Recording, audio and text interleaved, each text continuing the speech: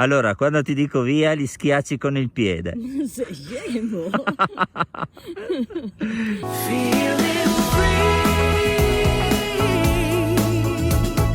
free to live my life, free to roll the dice, free to go left or right. Buongiorno a tutti, oggi vi potevamo portare qui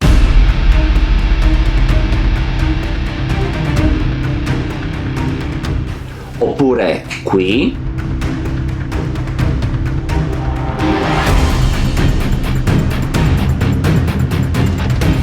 o anche qui.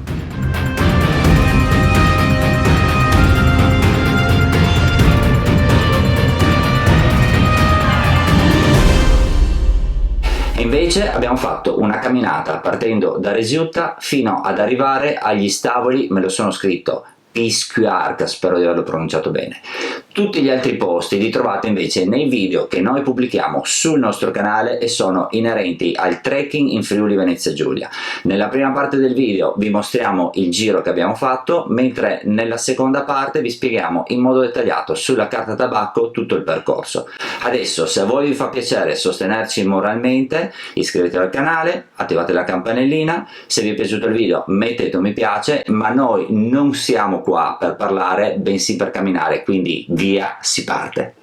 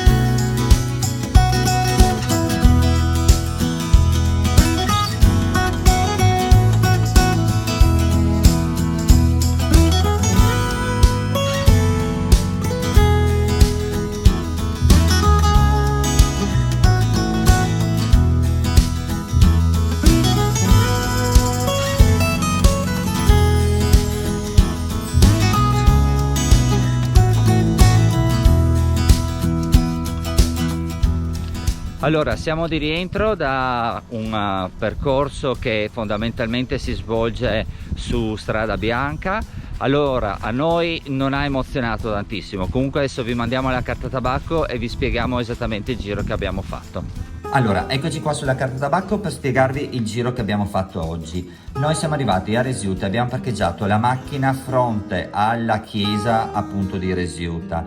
Guardando la chiesa sulla sinistra prendete una stradina che dopo una cinquantina di metri avrà un arco sulla destra. Entrate nell'arco e vi troverete nella posizione per iniziare il 631. Allora, voi prendete il 631, noi siamo arrivati fino a qui, poi qua ci è venuta la santa idea di prendere le indicazioni Sentiero dei Tre Comuni, che ve lo sconsigliamo perché c'è una salita veramente importante e decisamente inutile. Quindi voi proseguite lungo la strada bianca fino ad arrivare a un certo punto dove c'è il bivio sulla destra, continuate lungo il 631.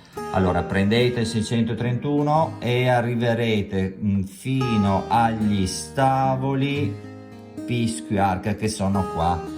Diciamo che la traversata continua, nel senso che andando avanti si può arrivare fino a Prato di Resia.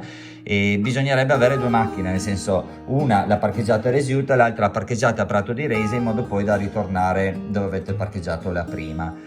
Il percorso non è male, è una bella camminata nel bosco con punti panoramici, noi ve lo consigliamo, insomma, se volete fare qualcosa di estremamente tranquillo. E con questo il video termina, noi vi ringraziamo, vi aspettiamo ai prossimi video, un fortissimo abbraccio da Cristina e Gianluca, grazie a tutti, ciao ciao!